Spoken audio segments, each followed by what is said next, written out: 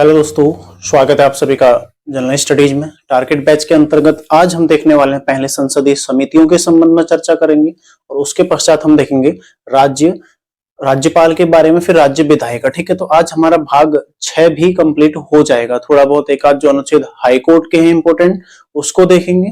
ठीक है, साथ ही इसके पश्चात कुछ ऐसे अनुच्छेद हैं जो आपको मैंने डायरेक्टली अनुच्छेद करवाने, तो उसकी क्लास में आज आपको शाम को करा दूंगा, जो सीधा अनुच्छेद 342 तक हमको पहुंचा देगी। ठीक है, तो कल भी मैंने आपको 2 क्लासेस उपलब्ध कराई थी। एक 31 एक सुबह थी, 31 का ही दूसरा वो शाम को मैंने करवाया था। तो आज भी वैसे ही करूंगा ताकि आपका अनुच्छेद 342 है वहां तक का कंप्लीट हो जाए, जो महत्वपूर्ण अनुच्छेद है। ठीक है, उसके पश्चात हम आगे देखेंगे अनुच्छेद 343 से लेकर। कल हमारा जो पॉलिटी का है, कल या परसों हमारी लास्ट क्लास। ठीक, कल तो संडे क्लास ऑफ रहेगा आपका। परसों जो हमारा सोमवार और मंगलवार 2 दिन पॉलिटी और चलेगी। उसके बाद पॉलिटी हमारी 31 को कुछ महत्वपूर्ण संविधान संशोधन और कुछ महत्वपूर्ण केस लॉ। ठीक है, इस हफ्ते इतना पॉलिटी हमारा कंप्लीट हो जाएगा, जो कि आप लोगों के लिए काफी महत्वपूर्ण रहेगा। ठीक है, इसको आपने ध्यान रखना है, इसको आपने याद करना है। देखो बाकी कुछ बच्चों का कल मैं एक कमेंट देख रहा था एक बच्चे का कि सर उत्तराखंड की क्लासेस करवाइए। तो उत्तराखंड इसी टारगेट बैच में मैंने शायद 23-24 क्लास तक उत्तराखंड ही है इसमें। ठीक है, तो उसको आप लोग देख लीजिएगा। बाकी और कोई ऐसा कमेंट है नहीं इसमें जो आप लोगों को कुछ बताना हो उसके बारे में। ठीक है, बाकी जिला दर्शन रहा है, जिला दर्शन में कराऊंगा आपको। थोड़ा टाइप नहीं हो पा रहा है, समय नहीं लग पा रहा है इतना, क्योंकि जिले बहुत बड़े हैं। अल्मोड़ा हालांकि मैंने आधा टाइप कर चुका हूं मैं, लेकिन अभी भी उसमें टाइप करना होता है, चीजें हटानी होती है, एडिट करना है, उसको बहुत सारा काम होता है ना, तो हो नहीं पाता इतना। क्लास देने में तो क्या है, मेरे पास नोट्स बने हुए हैं, उनको सीधा मैं आऊं बोर्ड पर आपको समझा दूं, तो उसमें कोई दिक्कत नहीं है। लेकिन उसको टाइप करके दूं। अब मैंने आपको अन्य चीजें भी बतानी है, कहावतें इत्यादि। कल मैंने आपके लिए क्लास लाया था। 31 को करंट अफेयर्स देना 2023 का। बहुत सारे देखो, जो पढ़ रहे हैं उनके लिए मैंने पूरी जिम्मेदारी ले रखी है। ठीक है, जो नहीं पढ़ रहे हैं तो भाई अब नहीं पढ़ रहे हैं, मैं क्या कर सकता हूँ। ठीक है, ऐसा लग भी रहा है मुझे कि धीरे धीरे बच्चे पढ़ना मतलब पढ़ाई नहीं कर रहे हैं, या फिर नहीं जुड़ रहे हैं, या फिर सपोर्ट नहीं कर रहे, क्योंकि शुरुआत में जहां मैंने देखा था लगभग 60-70 या फिर 80 बच्चे तक लगभग क्लास पढ़ रहे थे, वहीं अभी 8-10 के आसपास ही लगभग पढ़ रहे हैं। जो जना जो क्लास पढ़ रहे हैं 8-10 के आसपास ही आप लोग पढ़ रहे हैं, जो लगातार पढ़ रहे हैं शुरू से, है ना। जो भी पढ़ रहे हैं भाई अपनी उपस्थिति जरूर दर्ज करें, जो शुरू से अभी तक लगातार क्लास में बने हुए हैं। और आप लोगों को कैसा फील हो रहा है आप लोग ये भी बताइएगा। ठीक है, क्योंकि हो सकता है मैं सही से ना पढ़ा पा रहा हूँ। ठीक है, क्योंकि मैंने कभी कोचिंग में कहीं नहीं पढ़ाया है। मैंने जितना भी पढ़ा है केवल यूट्यूब पर ही आज तक मैंने पढ़ा है।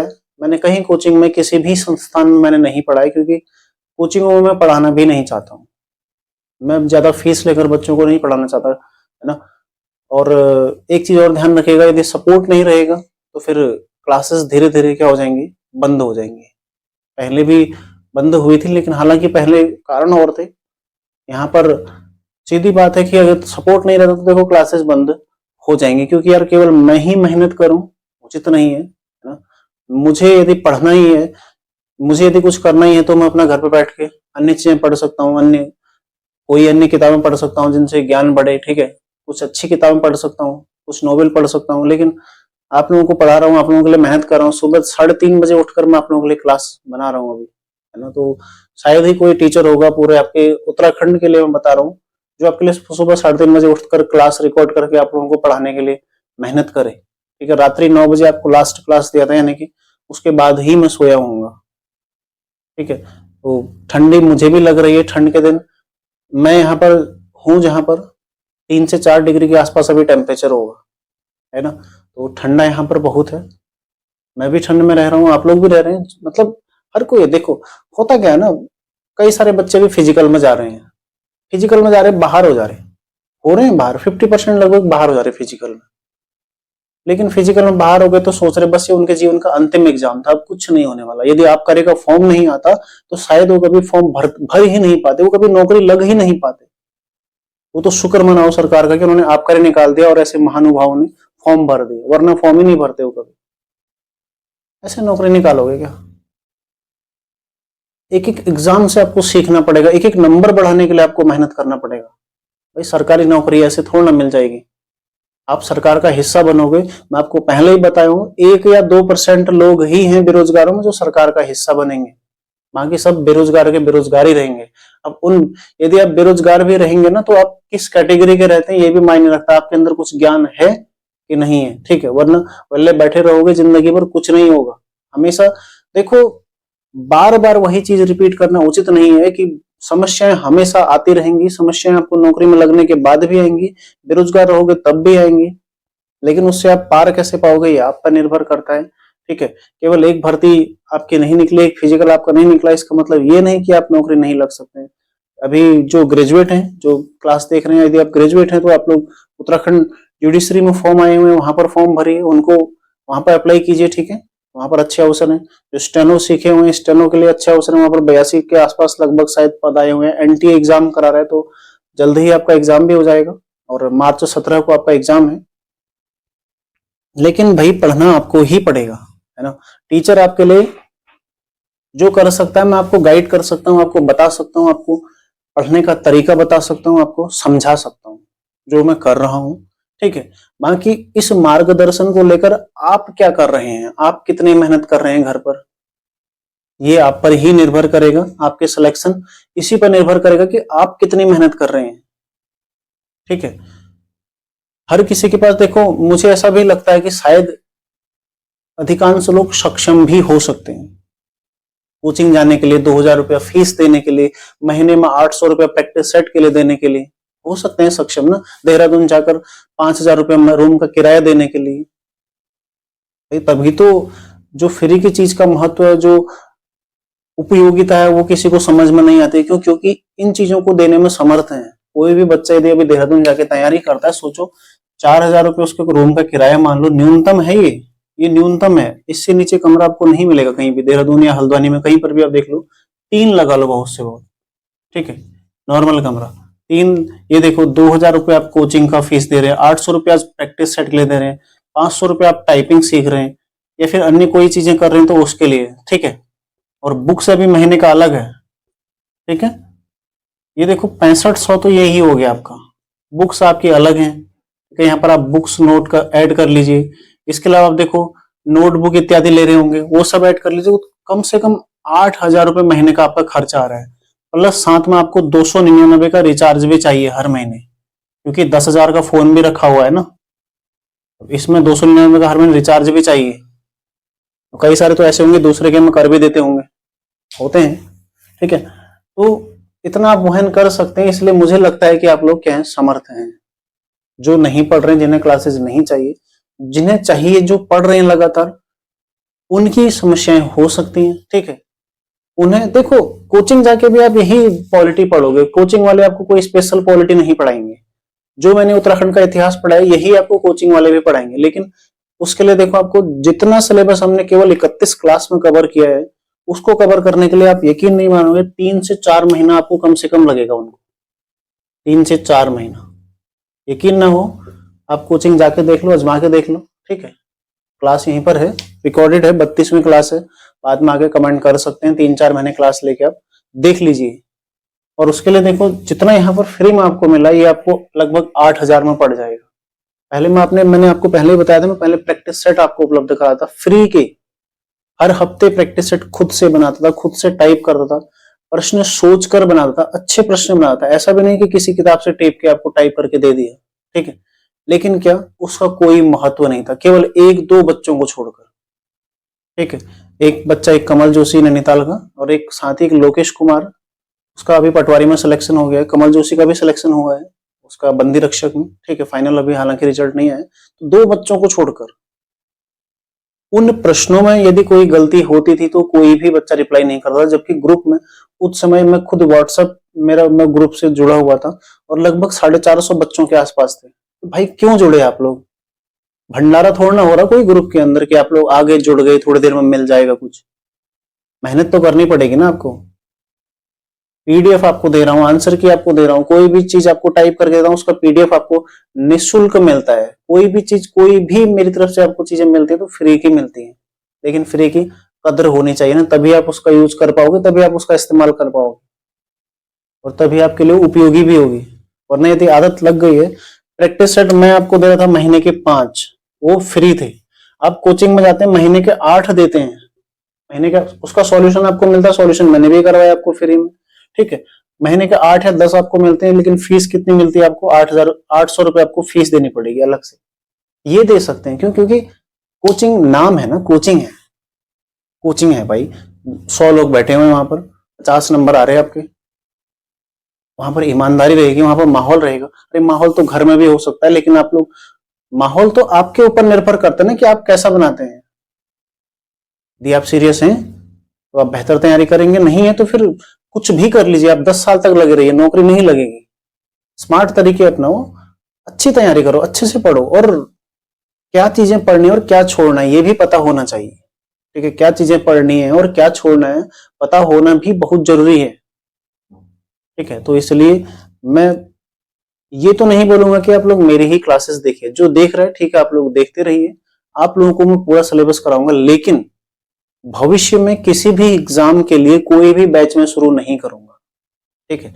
ये मैं आपको स्पष्ट बताता हूं, भले वो SI हो या फिर क्लर्क हो, कोई भी परीक्षा आए, मैं उसके लिए कोई स्पेशल बैच अब शुरू नहीं करूंगा, क्योंकि आप लोगों का सपोर्ट उसमें नहीं रहता। जब तक सपोर्ट नहीं रहेगा तब तक मैं आपके लिए कुछ नहीं करने वाला हूं, क्योंकि भाई मैं अकेला मेहनत करूं ये उचित नहीं है। अभी भी देख लो समय सुबह 4:20 हो रहा है, सुबह 4:20, और शायद 10 मिनट की क्लास भी हो गई होगी, यानी कि इतना सुबह कुछ ही एक आध बच्चे होंगे जो उठ के पढ़ते होंगे।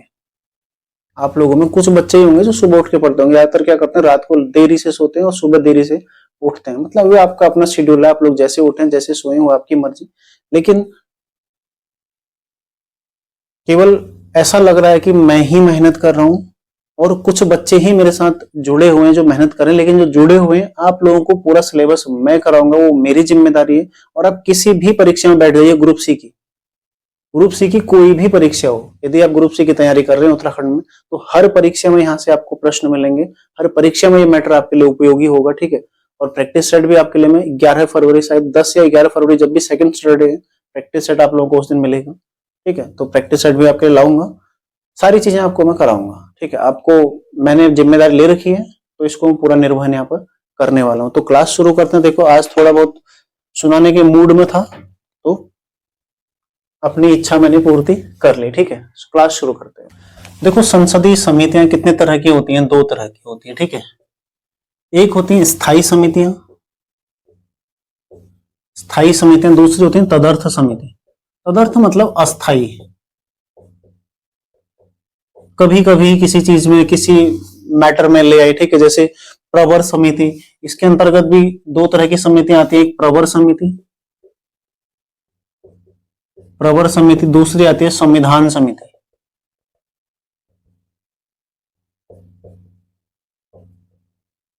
ठीक है, प्रवर समिति और संविधान समिति इसमें आती है, सॉरी संसदीय समिति, संविधान नहीं, संसदीय, संसदीय समिति, ठीक है। प्रवर समिति, देखो प्रवर समिति भी 2 तरह की होती है, एक खाली प्रवर होती है, दूसरी संयुक्त प्रवर होती है, ठीक है। संयुक्त प्रवर, प्रवर समिति कब गठित होती है? जैसे माना किसी विधेयक पर चर्चा हो रही है और विवाद हो गया, विधेयक अब आप लोग समझ गए तो समझाने की आवश्यकता है नहीं। यदि किसी विधेयक पर विवाद हो जाए, ठीक है, उस पर बहस हो जाए, वो सुलझी न, तब प्रवर समिति की गठन किया जाता है, ठीक है। इसको गठन कौन करता है? लोकसभा अध्यक्ष, लोकसभा अध्यक्ष इसको गठित करते हैं, ठीक है। लोकसभा अध्यक्ष इसको गठित करते हैं प्रवर समिति को, ठीक है। और इसमें 30 सदस्य होते हैं लोकसभा से और 30 सदस्य होते हैं राज्यसभा से, ठीक है। लोकसभा राज्यसभा से 30-30 इसमें सदस्य होते हैं जो प्रवर समिति होती है, ताकि विधेयक की जो है जांच हो सके। जबकि संयुक्त प्रवर समिति कब गठित होती है? जब इन दोनों को मिलाकर, ठीक है, जब प्रवर समिति होती है तो इसमें पृथक पृथक यहां से 30 होंगे, लोकसभा से राज्यसभा से 30 होंगे, लेकिन संयुक्त प्रवर दोनों अलग अलग सदन में गठित होगी तो 30 लोकसभा के 30 राज्यसभा की। यदि दोनों को मिलाकर गठित होगी एक ही, जिसे हम बोलेंगे संयुक्त प्रवर समिति, ठीक है। अगर दोनों को मिलाकर हो तो इसे संयुक्त प्रवर समिति कहते हैं। इसमें 45 सदस्य होते हैं, जिसमें 30 लोकसभा से और 15 राज्यसभा से, ठीक है। यदि पृथक रूप से समितियां बनेंगी तो 30 सदस्य लोकसभा के होंगे, 30 सदस्य राज्यसभा के होंगे तब बनेगी प्रवर समिति। ठीक है, 30-30 सदस्यों की मतलब बनेगी। यदि लोकसभा में चर्चा हो रही है, लोकसभा में समिति बनेगी तो 30 सदस्यों की बनेगी, राज्यसभा में समिति बनेगी तो 30 सदस्यों की बनेगी। लेकिन यदि दोनों सदनों को मिलाकर एक समिति बनेगी तो तब 45 सदस्यों की बनेगी, जिसमें 30 सदस्य लोकसभा से होंगे और 15 सदस्य राज्यसभा से होंगे। ठीक है, यहां तक आप लोगों को समझ में आ गया। और जो संसदीय समिति है, ये किसी घोटाले के लिए, ठीक है, ये किसी घोटाले के लिए बनती है। माने कोई भी घोटाला हो रहा है, कोई भी घोटाला हुआ है, सरकार ने कोई घोटाला कर दिया, उसके लिए बनती है। इसमें भी 45 सदस्य होते हैं, जिसमें 30 लोकसभा से होते हैं और 15 राज्यसभा से। यहां तक आप लोगों को हो गया। तदर्थ समिति हमने देख ली। ठीक है, ये क्या है? अस्थायी समितियां, परमानेंट नहीं है। मतलब कभी कभी किसी किसी मुद्दे पर जब गठित, अस्थायी क्या होता है ना, तदर्थ क्या होता है, जैसे कल हमने तदर्थ न्यायाधीश देखे थे, मैंने शाम की क्लास में आपको बताया था, उस क्लास को आप लोग जरूर देख लीजिएगा। जो भी बच्चे लगातार पढ़ रहे हैं उस क्लास को आप लोग जरूर देखिएगा। वहां से आपके जो संविधान के इस बीच के अनुच्छेद हैं, धन विधेयक क्या है, वित्त विधेयक क्या है, विनियोग विधेयक क्या है, बजट क्या है, वो सारी चीजें मैंने वहां पर आपको समझा रखी हैं। ठीक है, कुछ कुछ अच्छे प्रश्न बनते हैं। धन विधेयक जैसे केवल लोकसभा में पेश होता है, धन विधेयक है या नहीं, इसका निर्धारण कौन करते हैं? लोकसभा अध्यक्ष करते हैं। बहुत अच्छे अच्छे प्रश्न वहां से बनते हैं। सत्रावसान क्या है? ठीक है, जैसे अनुच्छेद 85 मैंने आपको समझाया था। अनुच्छेद 85 के अंतर्गत क्या होता है? सत्र आहूत करना, सत्र बुलाना। मतलब जैसे साल भर में 3 सत्र होते हैं, तो सत्र बुलाने का काम किसका है? राष्ट्रपति जी का। राष्ट्रपति जी बोलेंगे सारे देश में सारे सांसदों को, भाई आओ बैठो यहाँ पर, बहस करनी है, बहुत सारे मुद्दे इकट्ठे हो गए हैं। ठीक है, जैसे ही बहस खत्म हुई मुद्दों पर, सत्रावसान यानी कि सत्र समाप्त, घोषणा कौन करेंगे? राष्ट्रपति। अब भेज देंगे वापस उनको, सब लोग अपने अपने घर जाओ। ठीक, विघटन क्या होता है? लोकसभा का विघटन। जो लोकसभा है, यदि बहुमत न रहे तो लोकसभा का विघटन कौन करते हैं? राष्ट्रपति। अनुच्छेद 85 यहां से प्रश्न बने हुए हैं। ठीक है, फिर अभिभाषण था, विशेष अभिभाषण था। ठीक है, राज्यसभा के सभापति, लोकसभा के सभापति, महान्यायवादी के अधिकारी, ये सारे अनुच्छेद मैंने कल आपको बता रखे हैं। तो आपने ऐसे ही आपको अनुच्छेद सारे याद होने चाहिए। ठीक है, अध्यादेश 123 में था, फिर न्यायाधीशों में सुप्रीम कोर्ट, अभिलेख न्यायालय, ये सब मैंने आपको पढ़ाया था। उस क्लास को आप लोग जरूर देखिएगा। अति महत्वपूर्ण क्लास है, जो भी बच्चे देख रहे हैं। ठीक है, अति महत्वपूर्ण क्लास आपके लिए, उसको आप लोग अवश्य देखिएगा। देखो, पॉलिटी कम समय में हम पूरा कवर करेंगे, आप इतना ही पढ़ेंगे और जगह भी। जब आप ग्रुप सी के लिए पढ़ेंगे तो आप इतना ही पॉलिटी पढ़ेंगे। ठीक है, क्योंकि ये क्या है? बेसिक है आपका, फाउंडेशन जिसे हम बोलते हैं। ठीक है, एक तरह से जो हमारा टारगेट बैच है क्या? फाउंडेशनल बैच है। आपका जो मूलभूत तैयारी है, तैयारी का जड़ है, उसको शुरुआत करने वाला है। धीरे धीरे आपको देखो परीक्षाएं देते रहेंगे, थोड़ा बहुत अनुभव होता रहेगा और डीपली आप लोग, आप लक्ष्मीकांत लेंगे तो आपको आसान लगेगी पढ़ना, इतना टफ नहीं लगेगी इन चीजों को देखने के बाद। ठीक है, देखो दूसरा होता है संसदीय समितियां। संसदीय समितियां ही हम पढ़ रहे हैं। इसमें आता है स्थायी समितियां। ठीक है, जो कि कई प्रकार की होती हैं। इसमें होती है, एक होती है वित्तीय समिति, वित्तीय समिति। ठीक है, दूसरी होती देखो विभागीय समिति, विभागीय समिति। तीसरी होती है जांच समिति, जांच समिति। ठीक है, अगली होती है इसमें सदन समिति और सेवा समिति। सारी महत्वपूर्ण नहीं है आपके लिए, जो महत्वपूर्ण है केवल हम पढ़ेंगे वित्तीय समिति। ठीक है, बाकी ये आप रहने दीजिए। जांच ऑब्लिक अन्वेषण भी इसमें लिख सकते हैं आप, जांच ऑब्लिक अन्वेषण समिति। ठीक है, विभागीय समिति, विभाग से संबंधित होगी, किसी मुद्दे की जांच करनी है। सदन, ठीक है, सेवा समिति, सेवा संबंधी कोई मामला है, सर्विस से रिलेटेड। ठीक है, वित्तीय समिति हम देखेंगे यहाँ पर, केवल वित्तीय समिति। ठीक है, वित्तीय समिति में देखो 3 प्रकार की समितियां आपने देखनी है। एक है प्राक्कलन समिति, अति महत्वपूर्ण, सारे सवाल बस यहीं से आते हैं, यही आपको समझाना है। प्राक्कलन समिति, प्राक्कलन समिति। दूसरी समिति कौन सी है? लोक लेखा समिति, लोक लेखा समिति, बहुत ही महत्वपूर्ण समितियां हैं। ठीक है, यहां से लगातार सवाल आते हैं। और तीसरी कौन सी है? सार्वजनिक, सार्वजनिक उपक्रम समिति।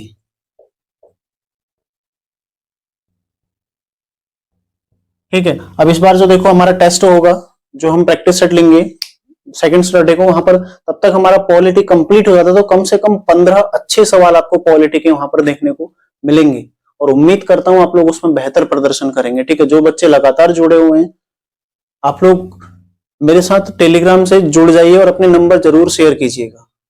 ठीक है, ताकि आपकी कमियां हैं, आपने क्या क्या गलतियां की वहां पर आप लोग अवश्य बताइएगा, ताकि आपको उसके संबंध में मैं और बेहतर तरीके से कुछ समझा सकूं। ठीक है, 8-10 लोग ही हैं तो आसानी से मैं आपका रिप्लाई भी कर सकता हूँ। हालांकि व्हाट्सएप मैंने बंद किया, क्यों क्यों इसीलिए किया, जब मैं प्रैक्टिस सेट दे रहा था तब किसी को उसका कोई महत्व नहीं था। ठीक है, वो किसी के लिए उपयोगी नहीं था। लेकिन जैसे ही मैंने प्रैक्टिस सेट देना बंद किया, एक आध महीने बाद मुझे लगातार मैसेज आने लगे, सर प्रैक्टिस सेट नहीं आ रहे, सर प्रैक्टिस सेट नहीं आ रहे, तो इसलिए मैंने व्हाट्सएप ही हटा दिया, है ना। तो जो भी बच्चे जुड़े हुए हैं, जो लगातार क्लास देख रहे हैं, आप लोग जरूर अच्छा प्रदर्शन करिएगा। ठीक है, क्योंकि तब तक का 10 दिन और हैं और हम जियोग्राफी, इंडियन जियोग्राफी आपको कंप्लीट करा दूंगा मैं तब तक का, मतलब 2 और सब्जेक्ट हमारे कंप्लीट हो जाएंगे।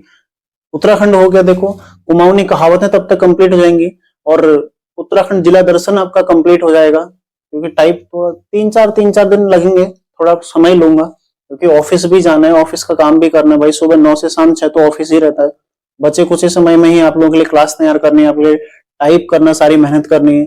ठीक है, तो समय लगता है उन चीजों में, लेकिन मैटर आपको पूरा मैं उपलब्ध कराऊंगा। जब तक आपका एग्जाम होगा, आप लोग पूरी तरह एग्जाम देने के लिए तैयार रहेंगे। ठीक है, ध्यान रखिएगा। जो प्राक्कलन समिति है, इसको आकलन समिति भी बोलते हैं। ठीक है, इसमें लोकसभा के 30 सदस्य होते हैं। ये केवल क्या होते हैं, लोकसभा में होते हैं, 30 सदस्य होते हैं। कहां से होते हैं, लोकसभा से। ठीक है, लोकसभा से 30 सदस्य होते हैं।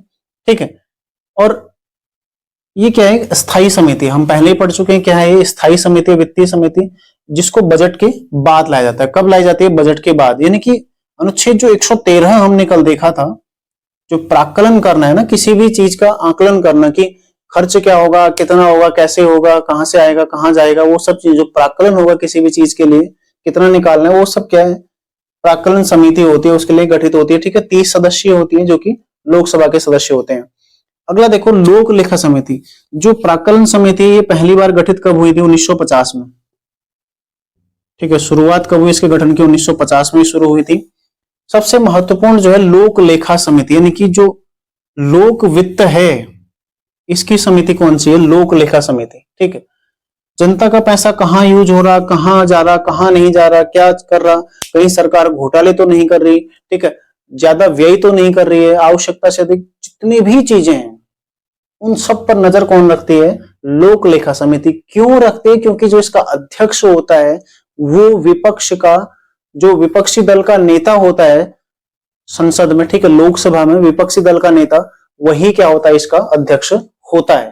ठीक है, जैसे अभी कौन है, मल्लिकार्जुन खड़गे विपक्षी दल के नेता हैं, तो वो इसके अध्यक्ष होते हैं। ठीक है, तो इसी बारे में हम इसमें चर्चा करेंगे। देखो 1919 के अधिनियम से, 1919 के अधिनियम से इसको लाया गया था।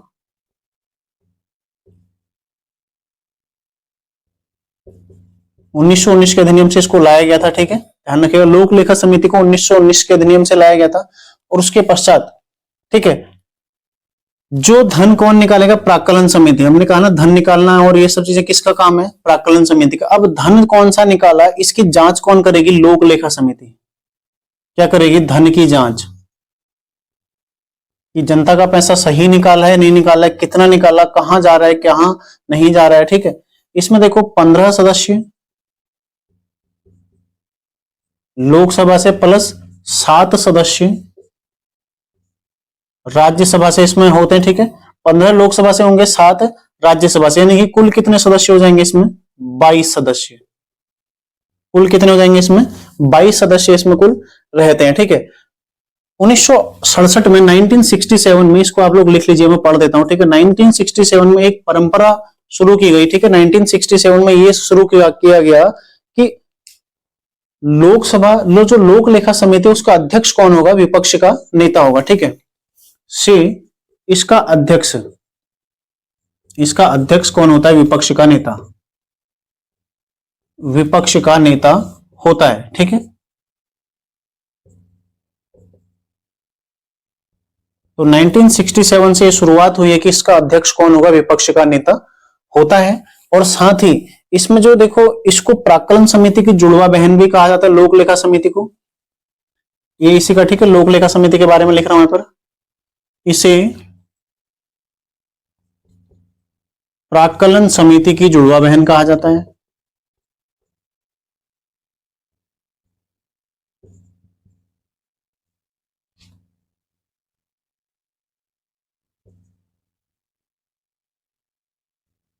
इसे प्राक्कलन समिति की जुड़वा बहन कहा जाता है। और साथ ही, ठीक है, ये आपका यहां तक कंप्लीट हो गया। और साथ ही, ठीक है, यह कैग की रिपोर्ट की जांच करती है। जो कैग है ना, कैग नियंत्रक एवं महालेखा परीक्षक, कैग कैग जो अपनी रिपोर्ट प्रस्तुत करेगा, कैग की रिपोर्ट की जांच करती है।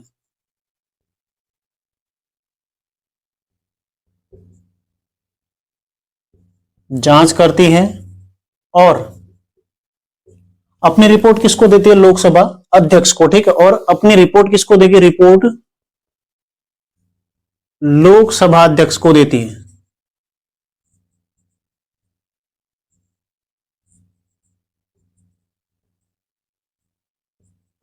ठीक है, देखो लोक लेखा समिति, मैंने पहले ही बोला था बहुत ज्यादा महत्वपूर्ण समिति है, जो कि 1919 के अधिनियम से लाई गई है। ठीक है, इसका अध्यक्ष कौन होता है? जो विपक्षी दल का नेता है वो इसका अध्यक्ष होता है, तभी तो सही जांच हो पाएगी। यदि जो बहुमत प्राप्त दल है उसी का लीडर या उसी में से कोई एक इसका अध्यक्ष बन जाएगा तो फिर जांच सही नहीं हो पाएगी। सरकार क्या खर्च कर रही है, क्या नहीं कर रही है, इसकी जांच सही कौन कर सकता है? विपक्ष ही कर सकता है ना।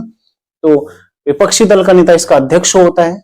1967 से ये शुरुआत की गई है कि विपक्षी दल का नेता इसका अध्यक्ष होगा। कुल इसमें 22 सदस्य होते हैं, जिसमें से 15 सदस्य हम लोकसभा से चुनते हैं और 7 सदस्य हम राज्यसभा से चुनते हैं। ठीक है, अपनी रिपोर्ट किसको देती है? ये लोकसभा अध्यक्ष को देती है और इसको प्राक्कलन समिति की जुड़वा बहन भी कहा जाता है। जो कैग रिपोर्ट देता है उस रिपोर्ट की जांच कौन करती है? लोक लेखा समिति। एक बार ये प्रश्न बन चुका है कि नियंत्रक एवं महालेखा परीक्षक द्वारा दी गई रिपोर्ट की जांच निम्नलिखित में से कौन सी समिति करती है? तो कौन सी करती है? लोक लेखा समिति। अब प्रश्न बनेगा कि निम्न में से कौन सी संसद की स्थायी समिति नहीं है? प्राक्कलन समिति, लोक लेखा समिति, सार्वजनिक उपक्रम समिति या फिर प्रवर समिति? पहला प्रश्न तो यही बन गया। तो कौन सी नहीं है? प्रवर समिति। क्योंकि प्रवर समिति क्या है? तदर्थ समिति, किसी विशेष मामले के लिए। जब कोई मामला प्रकाश में आएगा साल में, 10 साल में, 20 साल में, तब ये गठित होती हैं, लगातार नहीं होते हैं। ठीक है, तो यहां तक आप लोग समझ गए हैं। अब अगला देखते हैं हम, सार्वजनिक उपक्रम समिति। ठीक है, जिसे हम बोलते हैं सरकारी उपक्रम समिति या फिर लोक उपक्रम समिति भी इसको कहा जाता है। 1964 में इसकी शुरुआत हुई थी। 1964 में इसकी शुरुआत हो गई थी। ठीक है, शुरुआत 1964 में हुई थी। ये सरकारी कंपनियों और सरकारी संस्थाओं की जांच करती है। ठीक है, बस इतना ही आप ध्यान रखना है। जो सार्वजनिक उपक्रम हैं, जो जनता के लिए सरकार ने उपक्रम दिए गए हैं, सरकारी कंपनियां हैं, ठीक है, सार्वजनिक कंपनियां, सार्वजनिक संस्थाएं हैं, वो काम कर रही है नहीं कर रही है, सही से कर रही है नहीं कर रही है, उन सबकी जांच कौन करती है? सार्वजनिक उपक्रम समिति। बाकी देखो ये समझने वाली चीजें मैंने आपको इसमें सारी समझा दी है। ठीक है, ज्यादातर प्रश्न आपका जो बनेगा लोक लेखा समिति से बनेगा और प्राक्कलन समिति से बनेगा। बाकी अन्य थोड़ा बहुत आपने ध्यान रखना है। ठीक है, बाकी ये कोई इतने महत्व के नहीं है। ग्रुप सी में ऐसा कोई प्रश्न यहाँ से डायरेक्ट प्रश्न नहीं बनता। ठीक है, हो सकता है कभी मेंस देंगे तो आप लिखने के लिए वहां पर आ सकता है। ठीक है, तो वहां भी नहीं आते हैं इस तरह के प्रश्न। ये रट्टे वाली चीजें कहीं नहीं आती हैं। ठीक है, यदि आप कोई लंबी तैयारी करेंगे भी ना, कभी भी देखो तैयारी आप शुरू करते तो हमेशा कोशिश करिए कि आप बेहतर तैयारी करिए और बड़ी तैयारी करिए। हालांकि आपका ये फाउंडेशनल बैच है, लेकिन नौकरी लग जाने के बाद बैठना मत। नौकरी लग जाने पर कभी भी मत बैठना, हमेशा पढ़ना। ठीक है, अभी आपकी जो आप लोग आबकारी के लिए तैयारी करें ना, मुश्किल से आपकी उम्र 18 से 22-23 साल के बीच में होगी। अभी आप बहुत कुछ कर सकते हैं। अभी आप बहुत कुछ कर सकते हैं, बस ठान के रखना मन में। ठीक है, ठान लो तो जीत है, मान लो तो फिर हार है। ठीक है, तो यदि अभी से मान लिया कुछ नहीं करना तो फिर कुछ नहीं हो पाएगा। तो इसका एक स्क्रीनशॉट ले लो। आगे बढ़ते हैं, अब हम चर्चा करेंगे राज्यपाल के बारे में। अब देखो संविधान का भाग 6, ठीक है, भाग 6 है, क्या है? राज्य सरकार। राज्य सरकार, ठीक है, भाग 6 में क्या है? राज्य सरकार। तो कुछ चीजें हम यहाँ पर देखेंगे अभी क्लास में, जैसे राज्यपाल हम देखेंगे, ठीक है, थोड़ा बहुत विधानमंडल देखेंगे, राज्य का मंत्रिमंडल देखेंगे। बाकी जो अनुच्छेद है महत्वपूर्ण, शाम को 8 से 10 मिनट लगेंगे बस। ठीक है, 8 से 10 मिनट की क्लास आएगी शाम को आपकी, जिसमें सारे अनुच्छेद, उससे ज्यादा ये मैं सोच रहा हूँ कि आपको सारे ही करा दूं। अनुच्छेद 342 तक ही मैं आपको करा दूंगा पूरे। ठीक है, जिसमें केंद्र राज्य संबंध भी आ जाएंगे सारे, वहां पर भी मैं समझा रहा हूं, लेकिन वो थोड़ा मतलब बोर्ड में नहीं है, इसलिए आप लोगों को थोड़ा जल्दीबाजी में लग रहा होगा। लेकिन आप लोग पहले पीडीएफ ले लो और ठीक है, पीडीएफ भी आपको उपलब्ध करा दूंगा, उसका अनुच्छेद समझा दूंगा, बाकी आप लोग पीडीएफ उसको बाद में उतार लेना, दोबारा से फिर से आप क्लास देख सकते हो, एक बार पीडीएफ ले लो या फिर मतलब जैसे भी करो आप लोग उसको देख लीजिएगा, क्योंकि देखो सिलेबस कंप्लीट करना है और मेहनत करनी है, अपने एग्जाम निकालना है, तो सारी चीजें पढ़ना तो जरूरी है ना। ऐसा नहीं है कि पॉलिटी में आपको राष्ट्रपति पढ़ा के मैं छोड़ दूं या फिर मूल अधिकार पढ़ा के छोड़ दूं। पॉलिटी अगर हम पढ़ ही रहे हैं तो पूरा ही कवर हम इसको कर लेते हैं। तो 31 तक का हमारा टारगेट है कि हम पॉलिटी खत्म कर देंगे, ठीक है। मार्च में आपका पेपर होना, तब तक का सारा सिलेबस हम कंप्लीट कर लेंगे। कंप्यूटर की क्लासेस भी आएंगे और रीजनिंग भी आए, सब कुछ आएगा। बस जो बने हुए हैं आप लोग सब्र रखिए, धैर्य रखिए, ठीक है। और यदि जाना चाहते हैं तो आप लोग जा सकते हैं, ऐसा नहीं है कि मतलब कोई हम बधे हुए नहीं है कि आपको क्लास देखनी ही देखनी है, ठीक है। सबसे पहले हम इसमें देखेंगे, देखो राज्यपाल। सबसे पहले हम कौन देखेंगे इसमें? राज्यपाल। राज्यपाल, ठीक है। राज्यपाल से संबंधित कुछ महत्वपूर्ण अनुच्छेद देखते हैं हम। प का नि का यो श श ट्रिक है। अब पता नहीं कैसी ट्रिक है, आप लोगों को तो अच्छी लग भी रही है कि नहीं लग रही है ना, लेकिन आप लोगों को याद जरूर हो रहा होगा इस ट्रिक के माध्यम से, ठीक है। ट्रिक के बारे में किसी ने अभी तक कमेंट नहीं किया, तो इसका मतलब आपको याद हो रहा होगा इस ट्रिक के माध्यम से। देखो पकानी कायोशस, आप जानते हैं भाग 6 है जो अनुच्छेद 200 अनुच्छेद 152, ठीक है, 152 से लेकर अनुच्छेद 152 से लेकर कहां तक है? 236 237 तक ये रहता है, ठीक है। अनुच्छेद 237 तक ये रहेगा, भाग 6, जिसमें हम पढ़ते हैं राज्य सरकार के बारे में। तो राज्य सरकार में सबसे पहले आते हैं राज्यपाल। जैसे हमने संघ सरकार में सबसे पहले राष्ट्रपति देखे थे, वैसे ही राज्य सरकार में सबसे पहले कौन आते हैं? राज्यपाल आते हैं। तो राज्यपाल जैसे ही शुरू होते हैं 152 में, ठीक है। 152 में यहां पर आ जाएगा 152, जिसमें राज्य की परिभाषा दी गई है, ठीक है। 152 में क्या है? राज्य। 152 में राज्य की परिभाषा, राज्य की परिभाषा। राज्य का अर्थ क्या है? वही अर्थ है, देखो अब तक आपने संविधान में कहां कहां राज्य की परिभाषा देखी? 3 जगह, सीधा याद होना चाहिए ना। अब तो अनुच्छेद 12 में आपने राज्य की परिभाषा देखी, अनुच्छेद 36 में आपने राज्य की परिभाषा देखी और अनुच्छेद 152 में। अब क्वेश्चन बनेगा, निम्न में से कौन सा अनुच्छेद राज्य की परिभाषा से संबंधित नहीं है या राज्य से संबंधित नहीं है, ठीक है। राज्य का अर्थ कौन कौन अनुच्छेद देते हैं आपको? देखो अनुच्छेद 12 देखा था ना, मूल अधिकारों के संबंध में। अनुच्छेद 36 हमने देखा था किसमें? डीपीएसपी के संबंध में। और अनुच्छेद 152 हम देख रहे हैं अब स्टेट के संबंध में, यानी कि राज्य के संबंध में, ठीक है। तो राज्य की परिभाषा क्या होगी? वही होगी जो वहां हमने बता रखी है, वो सब क्या है? राज्य हैं। लेकिन यहाँ पर विशेष तौर पर राज्य क्या हो जाएगा? जो राज्य की सरकार है, जैसे उत्तराखंड राज्य, उत्तर प्रदेश राज्य, ठीक है, ये हो जाएंगे। अगला देखो 153 से हम शुरू करेंगे। 153 में हो जाएगा, 154 में हो जाएगा, 155 में हो जाएगा, 156 में क्या क्या होगा सब अभी समझाता हूँ। 157, 158, 159, ठीक है, 159, 159, ये आपने ध्यान रखना है। 153 में हो जाएगा राज्यपाल का पद। 154 में हो जाएगा राज्यपाल का कार्यपालिका प्रमुख होना, कार्यपालिका का प्रमुख। अब जो भी चीजें हो रही हैं सब राज्य की, क्योंकि हम राज्य सरकार पढ़ रहे हैं, यानी कि राज्य की कार्यपालिका का प्रमुख, ठीक है। 155 में हो जाएगा निर्वाचन या फिर नियुक्ति, हम इसको कहेंगे, ठीक है। निर्वाचन नहीं होता, नियुक्ति होती है। 156 में हो जाएगा कार्यकाल। 157 में क्या हो जाएगी? योग्यता। योग्यता क्या होनी चाहिए? 158 में क्या हो जाएगा? शर्त। शर्तें क्या क्या होनी चाहिए? या फिर दशा। और 159 में क्या हो जाएगा? शपथ, ठीक है। 159 में क्या हो जाएगा? शपथ। इस तरह से हम यहां तक पहुंचते हैं। देखो 153 में क्या है? राज्य के लिए एक राज्यपाल होगा।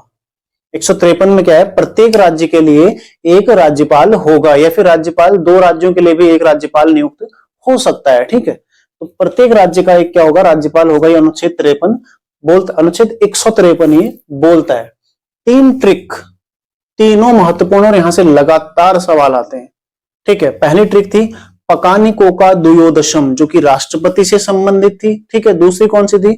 उसका उष का निका चूस, ठीक है, कौन सी थी? उपराष्ट्रपति से संबंधित थी। और तीसरी कौन सी ट्रिक है? देखो पकानिकायोशस, जो कि किससे संबंधित है? राज्यपाल से संबंधित है, ठीक है। पकानिकायोशस किससे संबंधित है? राज्यपाल से संबंधित है। तो इसमें 153 से ये शुरू होती है। बस आपने पहला अनुच्छेद याद रखना है कि कहां से शुरू हो रही है, आपने पहला अनुच्छेद याद रखना। देखो पकानिकों का द्वयोदशम कहां से शुरू हुई, 52 से लेकर 61 तक आ गई, ठीक है। उसके बाद 63 से लेकर 69 तक कौन सी आई, 63 से 69 के बीच में कौन सी ट्रिक आई थी, उष का निका चूस, ठीक है। और यहाँ पर जो अगली ट्रिक आ रही है पकानिकायोसा से 153 से शुरू होकर 159 तक जा रही है। पहला याद रखो 153, बाकी उसमें आप लोग जोड़ दो, ठीक है। 3 शब्द हैं, शब्द आपने याद करने हैं, ठीक है। तो शब्द याद कर लो, कोई टफ इतना मुश्किल काम ये नहीं होने वाला है, ठीक है। देखो 153 में राज्यपाल का पद है, मतलब राज्य के लिए एक राज्यपाल होगा, ये कौन सा बोलता है, अनुच्छेद 153 बोलता है। अनुच्छेद 154 क्या बोलता है, जो राज्यपाल है वो राज्य की कार्यपालिका का प्रमुख होगा। कौन सी कार्यपालिका का, राज्य की, मतलब राज्य की कार्यपालिका का ये प्रमुख होगा, यानी कि राज्य की कार्यपालिका के जो भी कार्य हैं सभी कार्य किसके साइन से जारी होंगे, राज्यपाल के साइन से, ठीक है। राज्यपाल के नाम से ही सारे राज्य के काम किए जाएंगे। तो राज्य की कार्यपालिका का प्रमुख कौन होगा, राज्यपाल होगा, ठीक है। अनुच्छेद 155 क्या बोलता है, देखो राज्यपाल की नियुक्ति कौन करते हैं, इसकी राष्ट्रपति, ठीक है। राष्ट्रपति नियुक्ति करते हैं। और कैसे नियुक्ति करते हैं, देखो राष्ट्रपति नियुक्ति करते हैं लेकिन प्रधानमंत्री के परामर्श से करते हैं, ठीक है। पीएम के परामर्श से, बाकी नहीं तो राष्ट्रपति को क्या पता कौन क्या बनेगा, है ना। हमने देखा था राष्ट्रपति वही करते हैं जो केंद्र सरकार उनको बोलती है, लेकिन उनका अपना विवेक भी, वो चाहे तो करें, नहीं तो साइन नहीं भी कर सकते हैं, वो दूसरे के लिए भी बोल सकते हैं, विचार करने के लिए बोल सकते हैं, ठीक है। तो राष्ट्रपति करते हैं प्रधानमंत्री के परामर्श से किसकी नियुक्ति, राज्यपाल की नियुक्ति। यानी कि राज्यपाल राष्ट्रपति के प्रसाद पर्यंत, बड़ा शब्द आता है, प्रसाद पर्यंत का मतलब ही यही है कि उनकी इच्छा के अनुसार ही अपना पद ग्रहण करेंगे और उनकी इच्छा के अनुसार ही अपना पद छोड़ देंगे। कार्यकाल कोई फिक्स नहीं है, ठीक है, फिक्स नहीं है कार्यकाल, कभी भी हटाया जा सकता है। कौन हटाएंगे, राष्ट्रपति के प्रसाद पर्यंत, यहां पर मैं लिख देता हूं, ठीक है। राष्ट्रपति की इच्छा अनुसार, जब राष्ट्रपति को लगता है, यानी कि केंद्र सरकार की इच्छा अनुसार, जब केंद्र सरकार को लगता है कि यहाँ के राज्यपाल को हटाना है तो वो राष्ट्रपति को बोलेगी और राष्ट्रपति वहां के राज्यपाल को हटा देंगे, ठीक है। यानी कि केंद्र सरकार की इच्छा पर, मतलब संवैधानिक भाषा में यदि आप पढ़ोगे तो राष्ट्रपति की इच्छा के अनुसार ही इनका कार्यकाल होता है। लेकिन अनुच्छेद कौन सा, 156। 157 में क्या है, देखो योग्यता। एक व्यक्ति यदि राज्यपाल बनेगा तो योग्यता क्या होना चाहिए, भारत का नागरिक, ठीक है। दूसरा क्या होना चाहिए, लाभ के पद पर न हो। तीसरा क्या होगी, दिवालिया न हो।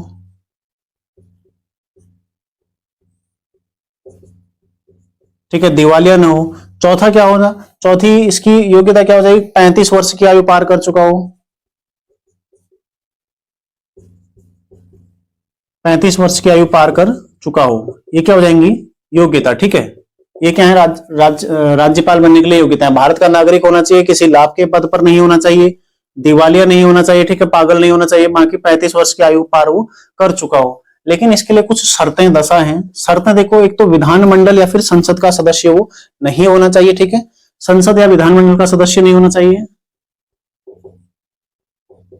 विधानमंडल में दोनों आ गया, ठीक है। संसद में भी लोकसभा राज्यसभा, विधानमंडल में जो विधानसभा और विधान परिषद दोनों आ गया, ठीक है। संसद या विधानमंडल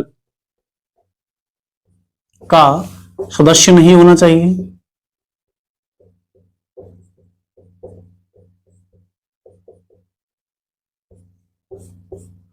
ठीक है, संसद या विधानमंडल का सदस्य नहीं होना चाहिए। और दूसरी क्या है, देखो दूसरी जो योग्यता, ये अति महत्वपूर्ण है, जिस राज्य में उसको नियुक्ति मिलेगी उस राज्य का वो निवासी नहीं होना चाहिए, ठीक है। संबंधित राज्य का निवासी नहीं होना चाहिए, संबंधित राज्य का निवासी नहीं होना चाहिए, संबंधित राज्य का निवासी नहीं होना चाहिए, ठीक है। एक संसद या विधानमंडल का सदस्य नहीं होना चाहिए, दूसरा संबंधित राज्य का निवासी नहीं होना चाहिए। यदि संबंधित राज्य का निवासी होगा तो क्या होगा, अपने लोगों को फायदा पहुंचा सकता है ना राज्यपाल, क्योंकि राज्य में कार्यपालिका का प्रमुख कौन है, राज्यपाल। कोई भी नियम, नियमावली, नियम कानून जो भी राज्य में बनेगा सब राज्यपाल के साइन से ही बनेगा। और संबंधित राज्य का यदि निवासी होगा, अपने घर परिवार, दोस्त, अड़ोस पड़ोस, रिश्तेदार, सबको क्या करेगा, वो फायदा पहुंचाएगा उससे, ठीक है, और हो सकता है सरकार को भी उससे फायदा पहुंचा दे, हो सकता है उसका कोई विधायक जानने वाला, उसका रिश्तेदार कोई विधायक, क्योंकि राज्यपाल भी तो नेतागण ही होते हैं ना, तो इसीलिए संबंधित राज्य का निवासी राज्यपाल नहीं होना चाहिए। दूसरे राज्य का होगा तो उसको यहाँ के बारे में कुछ पता नहीं होगा, मतलब ना कोई उसका रिश्तेदार होगा, ना कोई उसका जानने वाला, ना कोई उसका घर का आएगा। राष्ट्रपति का एक प्रतिनिधि है राज्यपाल। राज्यपाल क्या है? राष्ट्रपति का, केंद्र सरकार का राज्य पर एक है प्रतिनिधि है ना। एक सशक्त केंद्र की संघीय व्यवस्था हम पढ़ते हैं, भारतीय जो संविधान है, भारतीय जो संघात्मक व्यवस्था है, एक सशक्त केंद्र की संघीय व्यवस्था है। विकेंद्रीकरण भी है लेकिन केंद्रीकरण भी है। केंद्र का प्रत्यक्ष प्रतिनिधि कौन है यहाँ पर? राज्यपाल है, ठीक है। राष्ट्रपति का प्रत्यक्ष प्रतिनिधि कौन है यहाँ पर? राज्यपाल है, ठीक है। लेकिन राज्यों को भी शक्ति है, कानून बनाने की शक्ति है, सारी शक्तियां राज्यों को भी है, विकेंद्रीकरण भी है। एक सशक्त केंद्र की संघीय व्यवस्था हम भारत में देखते हैं। ये बहुत ज्यादा जटिल शब्दावली है, ठीक है, उसको आप लोग छोड़िए। इतना समझिए कि ये केवल क्या है, कि राष्ट्रपति का प्रतिनिधि है, केंद्र सरकार का प्रतिनिधि है राज्य में राज्यपाल, जो कि इस राज्य का निवासी नहीं होगा, दूसरे का होगा। जहां उसको नियुक्ति को मिलनी है उस राज्य का वो निवासी नहीं होगा, ठीक है। और संसद या विधानमंडल का वो सदस्य नहीं होना चाहिए उस समय। और शपथ कौन दिलाते हैं इनको? हाईकोर्ट के चीफ, ठीक है, हाईकोर्ट के चीफ इनको क्या दिलाते हैं? शपथ दिलाएंगे, ठीक है। जो हाईकोर्ट, उच्च न्यायालय के मुख्य न्यायाधीश या फिर उनकी अनुपस्थिति में वरिष्ठतम न्यायाधीश क्या दिलाते हैं? राज्यपाल को शपथ दिलाते हैं, ठीक है। ध्यान रखिएगा, शपथ है 159 में, 158 में क्या है? शर्त। ये हो गए देखो राज्यपाल से संबंधित अनुच्छेद। एक अनुच्छेद और ध्यान रखिएगा, अनुच्छेद आता है 161, 161, आर्टिकल 161। इसमें क्षमादान की शक्ति राज्यपाल की, ठीक है, क्षमादान की शक्ति, राज्यपाल की क्षमादान की शक्ति, ठीक है। तो केवल फांसी की सजा को छोड़कर, फांसी प्लस जो कोर्ट मार्शल होते हैं, ठीक है, जो कोर्ट मार्शल होते हैं, यानी कि सैन्य मामलों की सजा को छोड़कर, ठीक है, फांसी प्लस सैन्य मामलों की सजा को छोड़कर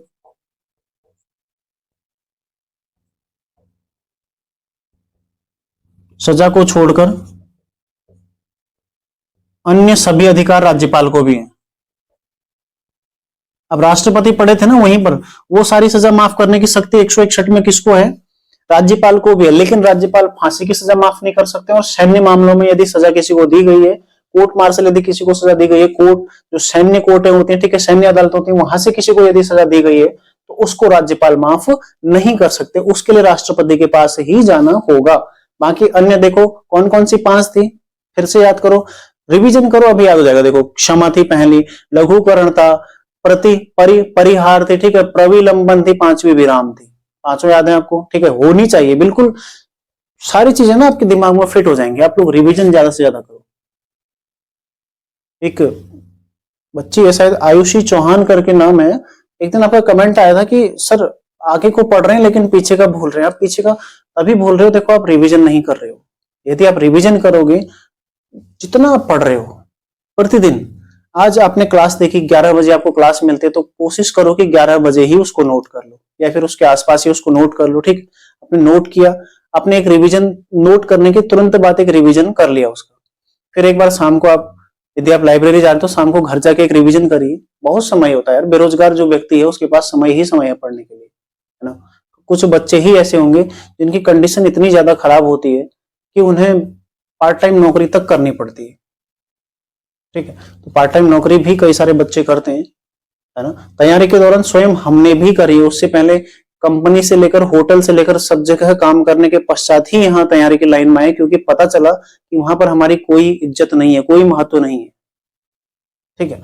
तो हर किसी की समस्याएं होती है, हर किसी के जीवन में संघर्ष होता है, और निखरता भी वही है जिसके जीवन में संघर्ष होता है, ठीक है। जो आराम फरमा रहा है वो कभी नहीं निखर पाता है। ठंडा हो रहा है, यदि आप 4 बजे नहीं उठ रहे हैं, इसका मतलब आप देखो, कई सारे बच्चे ऐसे भी होंगे जो रात को 12-1 बजे तक पढ़ रहे हैं। आप लोग 12-1 बजे तक पढ़ रहे हैं, फिर जाहिर सी बात है आप 4 बजे नहीं उठेंगे। लेकिन कुछ कुछ ऐसे होते हैं ना, 9 बजे सो रहे हैं, सुबह 7 बजे उठ रहे हैं, और फिर बोलते हैं हमारी सरकारी नौकरी लग रही, किस्मत में नौकरी नहीं है। अरे भाई, किस्मत तो बदलनी पड़ेगी। किस्मत में क्या होता है? किस्मत में तो कुछ भी नहीं होता। किस्मत तो बदलनी पड़ेगी, आपको मेहनत करनी पड़ेगी, ठीक है। हाथों की लकीरों में नहीं लिखा होगा कि आपको नौकरी मिलेगी। किसी ज्योतिष को दिखाओगे, आपको ये नहीं बोलेगा आपको वो भले ही बोल दे कि नौकरी लेगी, लेकिन मेहनत आपको स्वयं ही करनी पड़ेगी। ठीक है, तो मेहनत स्वयं से करिए, स्वयं से पढ़िए, अच्छा पढ़िए और लगातार मेहनत करिए। जब तक कुछ मिल नहीं जाता तब तक रुकना नहीं है। तो देखो अनुच्छेद 61 में क्या हो जाएगा, क्षमादान की शक्ति। ये सारी चीजें आप लोग ध्यान रखिएगा और देखो मेहनत लगातार आप लोग करते रहिएगा। ठीक है, अनुच्छेद 162 क्या बोलता है, 162 है, अनुच्छेद 162 में है राज्य की कार्यपालिका शक्ति का विस्तार। राज्य की, वहां 73 था, यहाँ 162 है, वहां 72 था क्षमादान की शक्ति, यहाँ कितना 161 है। जोड़ते रिलेट करते हुए चलो, 162 राज्य की कार्यपालिका, राज्य की कार्यपालिका शक्ति का विस्तार। इतना महत्वपूर्ण नहीं है, ठीक है, गलती से ही लिख दे यहाँ पर, तो ध्यान रखिएगा, इतना महत्वपूर्ण नहीं पूछा जाएगा। अनुच्छेद 163 और 164 आपने ध्यान रखना है। 163 है, आर्टिकल 163 है, राज्यपाल की सलाह हेतु, राज्यपाल की सलाह हेतु क्या होगी, एक मंत्री परिषद होगी। वहां कौन से में थी, 74 में, वहां कितने में थी, 74 में। तो मंत्री परिषद किसकी सलाह के लिए होगी, राज्यपाल की सलाह के लिए। और आर्टिकल 1, इसका अध्यक्ष कौन होगा, मुख्यमंत्री। ठीक है, इसका अध्यक्ष कौन होगा, मुख्यमंत्री। राज्यपाल की सलाह के लिए एक मंत्री परिषद होगी जिसका अध्यक्ष कौन होगा, मुख्यमंत्री होगा। लेकिन आर्टिकल 164 क्या बोलता है, मुख्यमंत्री की नियुक्ति कौन करेंगे, राज्यपाल। मुख्यमंत्री की नियुक्ति प्लस मुख्यमंत्री की सलाह पर, सीएम की सलाह पर अन्य मंत्रियों की नियुक्ति, अन्य मंत्रियों की नियुक्ति। अब जिसने कल की क्लास देखी होगी उसको बहुत मजा आ रहा होगा पढ़ने में, क्योंकि वही चीजें रिपीट हो रही हैं। वहां ये आर्टिकल 75 में था कि प्रधानमंत्री की नियुक्ति और प्रधानमंत्री की सलाह पर अन्य मंत्रियों की नियुक्ति, और 164 में क्या है, मुख्यमंत्री की नियुक्ति और मुख्यमंत्री की सलाह पर अन्य मंत्रियों की नियुक्ति। अब यहां पर ना आपको मंत्री समझाने हैं न कुछ और चीज समझानी है। ठीक है, अब सीधा देखो, मंत्री, राज्य की मंत्री परिषद सामूहिक व्यक्तिगत रूप से, राज्य की मंत्री परिषद व्यक्तिगत रूप से किसके प्रति उत्तरदायी होगी, राज्यपाल के प्रति। वहां लोकसभा के प्रति थी, है ना, सॉरी, राष्ट्रपति के प्रति थी, व्यक्तिगत रूप से राष्ट्रपति के प्रति, क्योंकि राष्ट्रपति उनको नियुक्त कर रहे हैं। यहां देखो किसके प्रति हो जाएंगे, राज्यपाल के प्रति, क्योंकि राज्यपाल ही उनको नियुक्त कर रहे हैं और राज्यपाल की सलाह के लिए ही उन्हें नियुक्त किया जा रहा है। तो इसलिए मंत्री परिषद, जो राज्य की मंत्री परिषद है, व्यक्तिगत रूप से राज्यपाल के प्रति और सामूहिक रूप से राज्य विधानसभा के प्रति। ठीक है, सामूहिक रूप से किसके प्रति होगी, राज्य विधानसभा के प्रति। जैसे वहां लोकसभा थी वैसे यहाँ राज्य विधानसभा है, क्योंकि लोकसभा में क्या है, प्रत्यक्ष सदन है जहां पर निर्वाचित सांसद बैठते हैं, और राज्य में विधानसभा क्या है, प्रत्यक्ष सदन है जहां पर निर्वाचित विधायक बैठते हैं। ठीक है, तो ये आपने ध्यान रखना। यहां तक आपका क्लियर हो गया होगा अनुच्छेद 164 तक का। आर्टिकल 165 क्या बोलता है, 165 क्या बोलता है, महाधिवक्ता की नियुक्ति। महाधिवक्ता, राज्य सरकार का सबसे बड़ा वकील। ठीक है, महाधिवक्ता की नियुक्ति। राज्य सरकार का सबसे बड़ा वकील कौन है, महाधिवक्ता। ये राज्य जो विधानसभा है उसके सत्र में, सदन में बैठ सकता है। ठीक है, कार्यवाही में भाग ले सकता है, लेकिन अपना मत नहीं दे सकता है। जैसे वहां पर महान्यायवादी अपना मत नहीं दे सकता था, ये भी अपना मत नहीं दे सकता है, क्योंकि सदन का ये सदस्य नहीं है, विधानसभा का ये सदस्य नहीं है, विधान परिषद का ये सदस्य नहीं है। ये क्या है, महाधिवक्ता है, जो कार्यवाही में भाग ले सकता है लेकिन अपना मत नहीं दे सकता है। ठीक है, आर्टिकल 165 में आपने ध्यान रखना है, महाधिवक्ता की नियुक्ति है। और 76 में किसकी थी, 76 में महान्यायवादी की नियुक्ति थी, पढ़ा था हमने। ठीक है, अब देखो आर्टिकल 165 तक हम पहुंच गए हैं, महाधिवक्ता तक हम पहुंच गए। आगे हम देखेंगे 160, सीधा हम 168 देखते हैं। ठीक है, 168 हम देखेंगे। 167 क्या है, आर्टिकल 167 क्या हो जाएगा, जो राज्य का मुख्यमंत्री और उसके मंत्रिमंडल है, ठीक है, वो जो राज्यपाल है उनको सलाह देंगे। ठीक है, किन्हीं मामलों में उनको सलाह देंगे, सूचना देंगे, वो क्या हो जाएगा 167। इतना महत्वपूर्ण नहीं, उसको छोड़ो। अब हम सीधा चर्चा करते हैं आर्टिकल 168 यानी कि राज्य विधानमंडल। ठीक है, राज्य विधानमंडल अति महत्वपूर्ण टॉपिक है, पहले इसका एक स्क्रीनशॉट ले लो। आगे हम बढ़ते हैं, राज्य विधानमंडल की हम चर्चा करते हैं। अब तो अगला टॉपिक क्या है हमारा, राज्य विधानमंडल। विधानमंडल अगला टॉपिक क्या हमारा, राज्य विधानमंडल। ठीक है, इस टॉपिक में हम अब चर्चा करने वाले हैं। राज्य विधानमंडल की चर्चा किसमें? 168। आर्टिकल क्या है? 168। अनुच्छेद 168 के अनुसार राज्य का क्या होगा? एक विधानमंडल होगा, जिसमें कौन कौन शामिल होते हैं? इसमें 3 चीजें शामिल होती हैं, ठीक है। प्रत्येक राज्य में देखो विधानमंडल कहीं कहीं पर 2 ही चीजें, विधान परिषद हर राज्य में नहीं है। अभी चर्चा करते हैं, सारी चीजें समझेंगे, ठीक है, कि करके। एक हो जाएगी इसमें विधानसभा,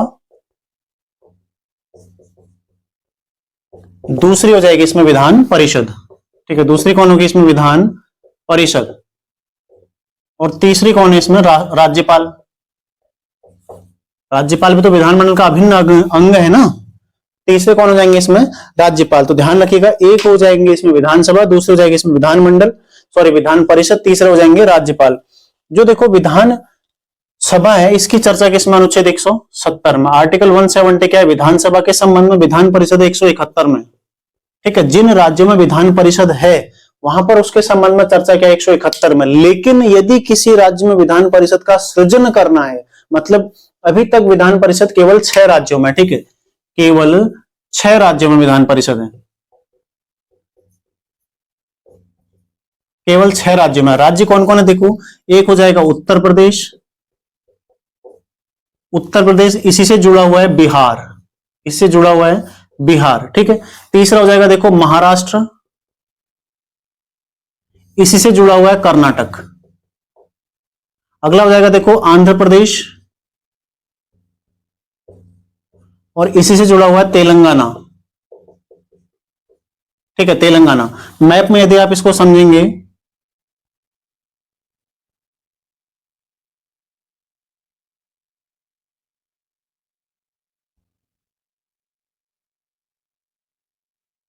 हल्का सा भारत का मैप इस तरह से बना लो कोई, केवल समझना है, देखो, ठीक है। देखो ये है यूपी का एरिया, यहाँ उत्तराखंड थोड़ा ज्यादा ही लंबा हो गया, ठीक है। ये यूपी का एरिया है, और इसी के साथ जुड़ा हुआ है क्या? बिहार, ये बिहार, ठीक है। 1 2 उत्तर प्रदेश बिहार, ये देखो महाराष्ट्र, ठीक है। यहीं पर जुड़ा हुआ कर्नाटक, यहीं पर क्या जुड़ा हुआ? कर्नाटक। बीच में गोवा भी आता है, लेकिन ये क्या है? कर्नाटक। तो 2 3 ये हो गया, 4 ये हो गया, ठीक है, महाराष्ट्र कर्नाटक। यहाँ देखो ये आंध्र प्रदेश है, और इसी के साथ यहाँ जुड़ा हुआ तेलंगाना, ठीक है। ये आंध्र प्रदेश हो जाएगा, ठीक है, और ये तेलंगाना, ये 5 6। तो इन 6 राज्यों में क्या है? अभी विधान परिषद है। मैप आप देखेंगे तो आपको आसानी से समझ में आ जाएगा। देखो 2 2 और 2, देखो जो आंध्र प्रदेश और तेलंगाना ये भी जुड़े हुए हैं, और तेलंगाना गठन ही आंध्र प्रदेश से हुआ है। तीसरा देखो कर्नाटक और महाराष्ट्र भी यहाँ पर जुड़े हुए हैं, ठीक है। तो इस तरह से ग्रुप में आपने ध्यान रखना है, केवल 6 राज्यों में वर्तमान में विधान परिषद है, ठीक है। अभी चर्चा करेंगे कि विधान परिषद में कैसे निर्वाचन होता है, लेकिन उससे पहले क्या है हमारा आर्टिकल 169। आर्टिकल 169 क्या बोलता है? सृजन किसका? विधान परिषद का, ठीक है, विधान परिषद का सृजन, यानी कि किसी राज्य में विधान परिषद सृजित कौन करेगा? किसको अधिकार है इसका?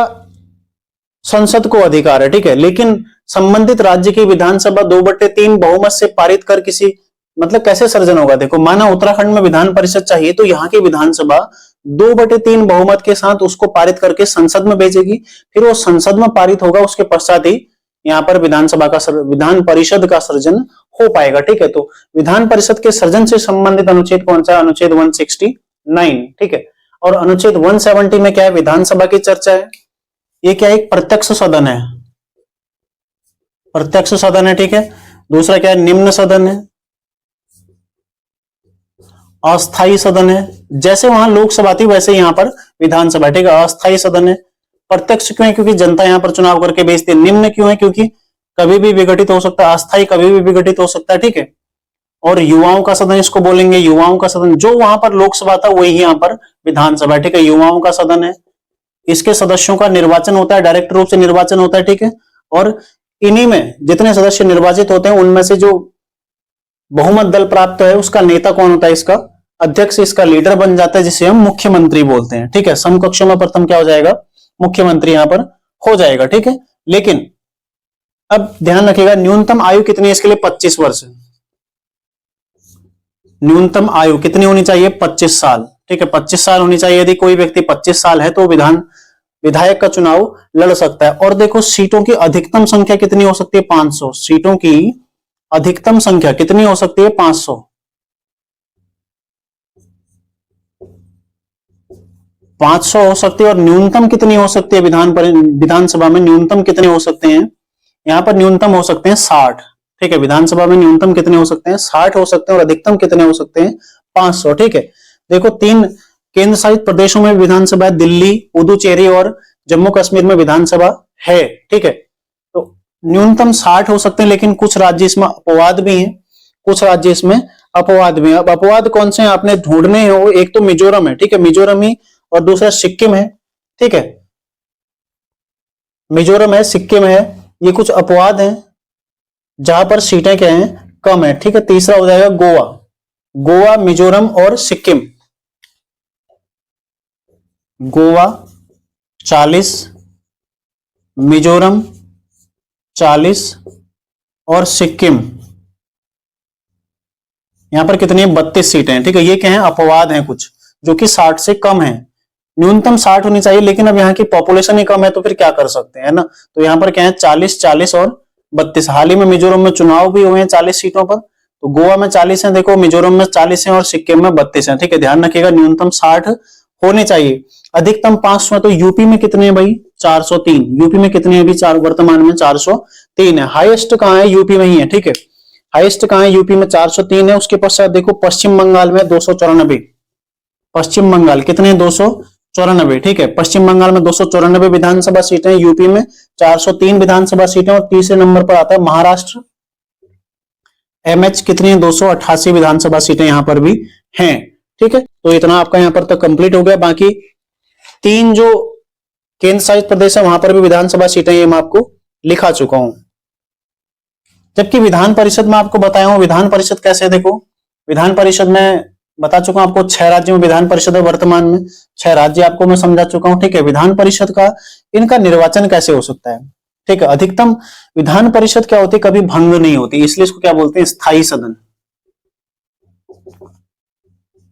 इसको क्या बोलते हैं? उच्च सदन भी इसको बोलते हैं। जैसे वहां पर राज्यसभा थी, ठीक है, वैसे ही 1/3 सदस्य प्रत्येक 2 वर्ष में इसके रिटायर होते हैं। मतलब जैसे मैंने कल आपको समझाया था वही चीजें यहाँ पर। ठीक है, यहाँ पर इसको द्वितीय सदन भी कहते हैं, ये प्रथम सदन था, इसको द्वितीय सदन भी कहते हैं। वो सब चीजें मैं आपको पहले कल भी बताया हूं। ठीक है, न्यूनतम आयु कितनी है इसकी? 30 वर्ष। न्यूनतम आयु कितनी है? 30 वर्ष। 30 वर्ष की आयु यदि कोई है तो वो विधान परिषद में जा सकता है। ठीक है, और इनकी अधिकतम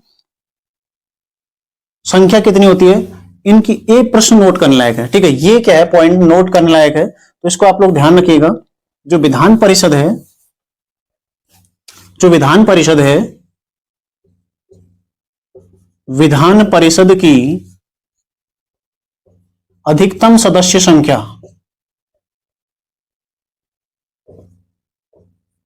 संबंधित राज्य की विधानसभा के, संबंधित राज्य की विधानसभा की 1/3 होती है। 1/3 होती है, लेकिन न्यूनतम कितनी है? न्यूनतम 40 होनी चाहिए। ठीक है, न्यूनतम 40 तो होनी चाहिए, लेकिन जैसे यूपी है, यूपी में 403 है, तो उसका 1/3 कर लो। 403 का 1/3 कितना हो जाएगा? लगभग मान लो 135-36 के आसपास हो जाएगा ना। तो विधान परिषद की अधिकतम संख्या संबंधित राज्य की विधानसभा के 1/3 अधिकतम हो सकती है, लेकिन न्यूनतम कितनी होनी चाहिए? 40। विधानसभा की न्यूनतम कितनी होनी चाहिए? 60। और विधान परिषद की न्यूनतम कितनी होनी चाहिए? 40। यहां तक आप लोग इसको समझ गए हैं। ठीक है, न्यूनतम 30 वर्ष की यदि आयु पार कर चुका है तो वो विधान परिषद का चुनाव में शामिल हो सकता है। अब विधान परिषद को नियुक्त कैसे किया जाता है, इसके सदस्य नियुक्त कैसे होते हैं, ये भी हम इसमें चर्चा करेंगे, जो कि आज का हमारा लास्ट टॉपिक रहने वाला है। बाकी देखो अनुच्छेद हैं, कुछ अनुच्छेद। जो विधान परिषद है उसका सभापति कौन होगा, जो विधानसभा उसका अध्यक्ष कहां पर बनेगा, ठीक है, उसकी शक्तियां क्या क्या होंगी, वो सब अनुच्छेद के माध्यम से मैं आपको समझा दूंगा। राज्य का बजट, राज्यपाल का अध्यादेश, जो राज्य विधानमंडल है उसकी भाषा, और साथ ही जो हाई कोर्ट है, ठीक है, हाई कोर्ट से संबंधित जितने भी अनुच्छेद हैं सारे शाम को क्लास में मैं आपको डिस्कस करूंगा। ठीक है, आज का जो लास्ट टॉपिक है, जो विधान परिषद है, इसके सदस्यों का चुनाव कैसे होता है, ये हम अब देखने वाले हैं। ठीक है, तो आप लोग इसका एक स्क्रीनशॉट ले लो। आगे हम बढ़ते हैं। देखो, विधान परिषद का चुनाव,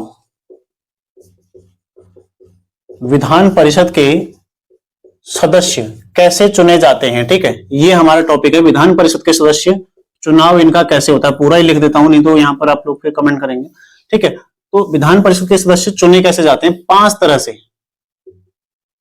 से चुने जाते हैं, ठीक है।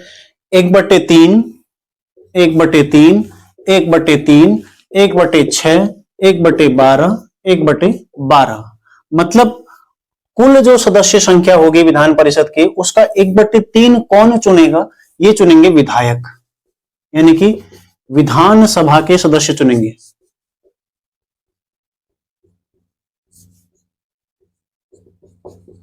ठीक है, 1/3 कौन चुनेगा, पंचायत स्थानीय निकायों के सदस्य चुनेंगे। स्थानीय निकायों के सदस्य ये वोट करेंगे, मतलब, ठीक है, स्थानीय निकायों के सदस्य चुनेंगे, ठीक है, मतलब इसमें हर वर्ग का प्रतिनिधित्व होता है। 1/3 को विधानसभा के सदस्यों ने चुना। विधानसभा का सदस्य तो स्वयं विधानसभा में है, तो वो तो नहीं रहेगा, किसी अन्य व्यक्ति की ही चर्चा हो रही ना, तो मतलब विधान परिषद के जो सदस्य हैं उनकी नियुक्ति कैसे होती है, उनका निर्वाचन कैसे होता है, उसमें कुल सदस्य संख्या के 1/3 सदस्यों को विधानसभा के सदस्य चुनते हैं, 1/3 सदस्यों को स्थानीय निकायों के सदस्य चुनते हैं, ठीक है। 1/6 को राज्यपाल मनोनीत करते हैं, राज्यपाल मनोनीत करते हैं। अच्छा सवाल बनेगा यहां से, पेपर में मैं देने वाला हूं आपको, देखता हूं कितने बच्चे उसको सही करते हैं, ठीक है। 1/6 को राज्यपाल मनोनीत करते हैं, ठीक है। 1/12 को कौन करता है, जो शिक्षक है। 1/12 में कौन आते हैं, राज्य के शिक्षक, ठीक है। और 1/12 लास्ट जो है, इसमें कौन आते हैं, ऐसे छात्र जो 3 साल पहले स्नातक हो चुके हैं, स्नातक जिनका कंप्लीट हो गया 3 वर्ष पूर्व, ऐसे विद्यार्थी जिनका 3 साल पहले स्नातक कंप्लीट हो गया, 1/12 ये आते हैं, 1/12 शिक्षक आते हैं, ठीक है। तो इस तरह से विधान परिषद के सदस्यों का चुनाव होता है। देखो, विधान परिषद के सदस्यों का चुनाव 5 तरह से होता है, जिसमें 1/3 सदस्यों को माना किसी राज्य में विधान परिषद के सदस्यों की संख्या कितनी हो जाएगी, माना किसी राज्य में विधान परिषद के सदस्यों की संख्या है 72, मान लो, ठीक है, मान लो 72 है। इसमें से देखो 1/3 यानी कि 24 सदस्यों को कौन चुन देगा, विधानसभा सदस्य, ठीक है। 24 सदस्यों विधानसभा से चुने जाएंगे। अगले 24 को कौन चुनेगा, स्थानीय निकाय, ठीक है। 24 दूनी कितने हो गए, 48 कुल हो गए, ठीक है। फिर देखो 1/6 यानी कि अब जो 24 बचे हैं उसका आधा, जो 24 बचे हैं उसका आधा कौन, राज्यपाल मनोनीत करेंगे, यानी कि 12 किसने किए, राज्यपाल ने मनोनीत कर दिए, ठीक है। उसके पश्चात देखो अब 12 सदस्य बने, जिसमें से 6 सदस्य कहां, शिक्षक चुनेंगे, और 6 सदस्यों को कौन चुनेगा, जो 3 साल पहले स्नातक हो चुके हैं वो चुनेंगे, ठीक है। 6 को स्नातक चुनेंगे जो 3 साल पहले स्नातक हो चुके हैं, यानी कि अब देखो जोड़ लो इसको, ये 12, 48, 12, 6, कुल कितने हो गए, 48 और 12 60, 6 66 और 6 72 हो गए 72। समझ में, अब तो प्रैक्टिकली समझ में आ गया होगा, माना कहीं 72 सदस्य हैं तो इस तरह से उनका चुनाव होता है। यानी कि 1/3 सदस्यों को कौन चुनती है, विधानसभा। अगले 1/3 को कौन चुनते हैं, स्थानीय निकाय से चुने जाते हैं। 1/6 सदस्य, ये महत्वपूर्ण है, क्वेश्चन बन सकता है, राज्य विधान परिषद में राज्यपाल कुल कितने सदस्यों को मनोनीत करते हैं। हमने राज्यसभा में देखा था कि केवल 12 सदस्यों को राष्ट्रपति मनोनीत कर रहे थे। अनुच्छेद 80 में हमने पढ़ा था कि राष्ट्रपति 12 सदस्यों को मनोनीत करते हैं, लेकिन जो राज्य विधान परिषद है, यहां पर राज्यपाल 1/6, किसी भी राज्य में जो कुल विधान परिषद के सदस्य हैं उसका 1/6 सदस्यों को राज्यपाल मनोनीत करते हैं। 1/12 शिक्षक चुनते हैं और 1/12 स्नातक चुनते हैं, ठीक है। ये आपको समझ में आ गया होगा, स्क्रीनशॉट ले लो। आज की क्लास में इतना ही करते हैं, बाकी अनुच्छेद में आपको सारे समझा दूंगा, आप लोग उसको अवश्य देखिएगा, ठीक है। अगली क्लास में हम पढ़ेंगे भाग 17, तो बहुत लंबी जंप हम मारने वाले हैं, बीच के जितने भी महत्वपूर्ण अनुच्छेद हैं, ठीक है। देखते हैं केंद्र राज्य संबंध यदि अनुच्छेद के माध्यम से नहीं होगा तो उसको भी क्लास दे दूंगा, नहीं तो वैसे अनुच्छेद के माध्यम से हो जाएगा। 2-4 अनुच्छेद है वही आपको समझाने हैं, वहां पर ज्यादा इतना टफ नहीं है। तो सीधा हम भाग 17 चर्चा करेंगे, राजभाषा, और उसके पश्चात भाग 18 हम देखेंगे अगली क्लास में, जो कि क्या है, आपातकाल से संबंधित रहने वाला, ठीक है। तो मिलते हैं नेक्स्ट क्लास में, तैयारी करते रहिए आप लोग। धन्यवाद।